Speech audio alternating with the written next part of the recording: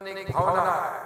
त्याचबरोबर चौथं जे आहे वृद्ध पेन्शन धारकांना 1500 रुपयावरून 2100 रुपये 2100 रुपये देण्याचं या ठिकाणी वचन आम्ही देतोय। त्याचबरोबर पाचवी जी आहे हे जसं बाळासाहेबांनी 1995 मध्ये जीवनावश्यक वस्तूंच्या किमती स्थिर ठेवण्याचा निर्णय घेतला होता, ते देखील आम्ही त्याची पुनरावृत्ती या ठिकाणी करतोय।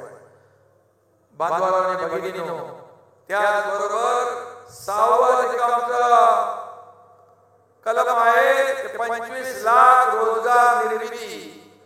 विरोधक म्हणतात नोकऱ्या बेकारी, अरे सरकारने आपल्या 10 लाख लोकांना प्रशिक्षण भत्ता देण्याचा निर्णय घेणारं देशातलं पहिलं राज्य आहे आपलं, आणि त्यामध्ये 25 लाख रोजगार निर्मिती तसेच 10 लाख विद्यार्थ्यांना 10,000 रुपये महिन्याला विद्या वेतन स्टायपेंड देण्याचा देखील निर्णय आपण घेतोय।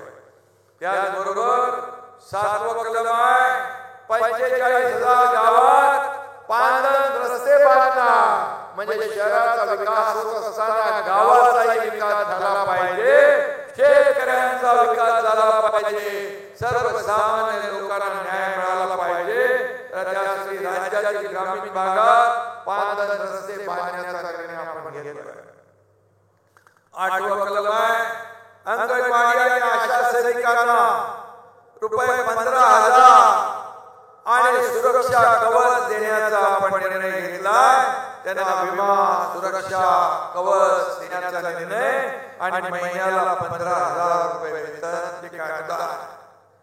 त्याचबरोबर 90 आहे हे सर्वसामान्यांसाठी, मग अगदी गरीबापासून मध्यमवर्गीयापासून सगळ्यांना हे लाभदायक होईल। वीज बिलामध्ये 30% कपात करण्याचा निर्णय आपण या ठिकाणी घेतो।